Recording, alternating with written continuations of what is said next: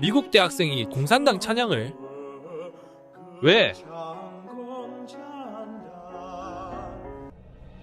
한국의 공산주의 침투 비밀 경로 공자학원. 한국은 세계 최초 공자학원 설립국이자 아시아 최다 공자학원 보유국이다. 미국과 영국에 이어 세계에서 세 번째로 많은 공자학원을 보유하고 있다. 공자학원에서 가르치는 충격적인 내용들. 한국에서 쓰는 교재를 분석해보니 공산당에 대한 찬양과 역사 왜곡 흔적들이 있다. 공자학원에서는 공자가 농민을 무시하고 부를 추구하는 이중적인 사람으로 표현된다.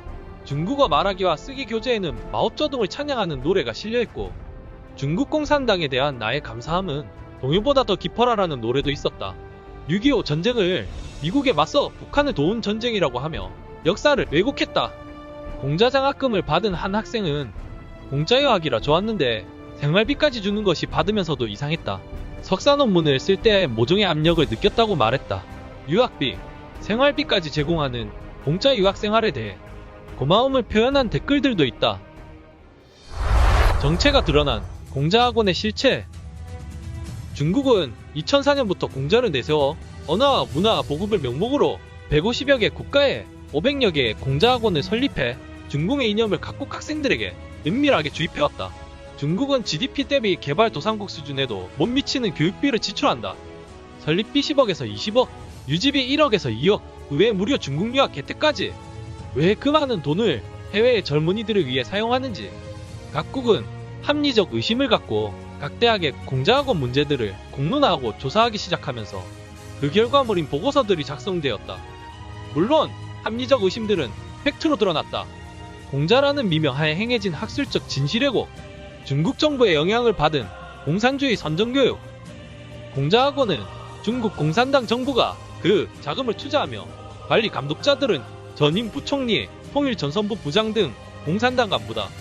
공자학원은 중공의 스파이 활동도 하고 대학 내 행사와 연구활동 등을 검열하고 있다.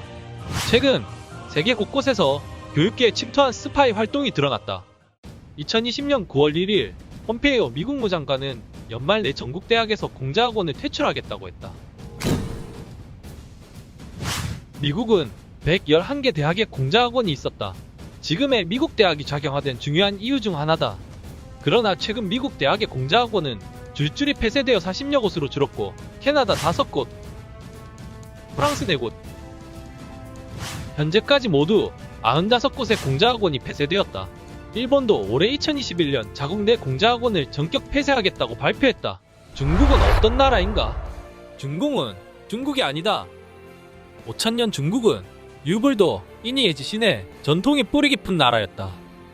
그러나 중국 공산당 지배 100년 동안 학살과 탄압의 역사, 전통 대신 짝퉁의 나라로 평가받는 현실. 중국 공산당 해체는 중국 국민이 살 길이며 전 세계에 도움이 절실하다. 2019년, 2020년에 걸쳐 중국의 홍콩 범죄인 인도법 보안법 개정에 전 홍콩인들이 일어나 목숨을 건 거리 시위가 있었다. 그들이 남긴 경고. 세상 사람들에게 중국 공산당은 당신의 정부로 침투할 것이고 중국 기업은 당신의 정치 성향에 개입할 것이다. 그리고 중공은 당신네 나라를 위구르처럼 착취할 것이다. 깨어 있어라. 조심해라. 아니면 우리의 다음이 되든가. 중국 공산당이 말 못하게 하는 것.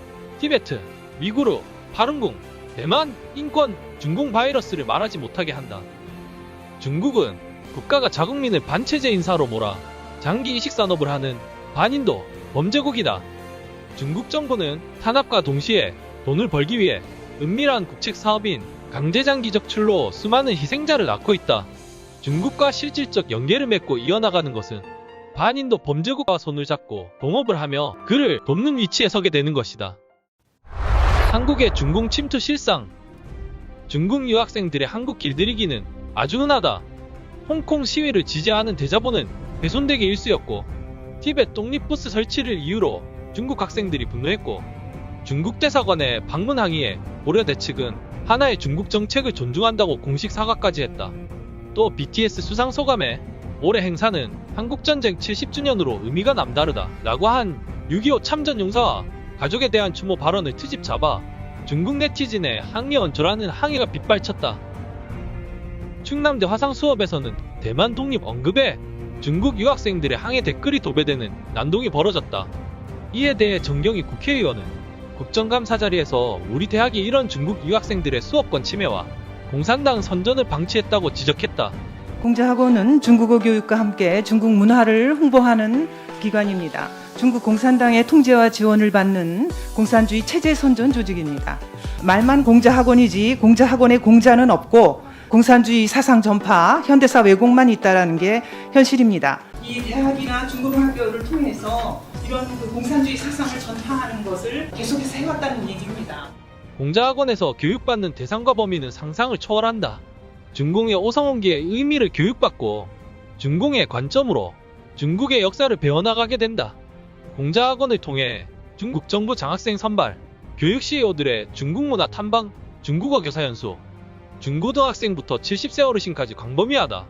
한국 교장단들의 중국 교육 탐방 시 마오쩌둥 동상 앞에서 기념 촬영을 하며 오성원기는 어디에나 빠지지 않는다. 중앙일보 취재 영상을 보면 연세대 공자학원장과의 전화 인터뷰엔 공산당 선전기관이 아니다고 주장하는 장면이 있고, 충남대학교 이진숙 총장은 순수한 곳인 줄 알았다고 답변한다. 이와 대조적으로 스웨덴 스톡홀름대 부총장은 차이나머니를 받는 것이 의심스럽다는 발언을 했다. 원하는 것을 이루는 중국의 관시. 한국은 중국과 세계의 어느 나라보다 전방위적이고 돈독한 관시를 맺고 있다.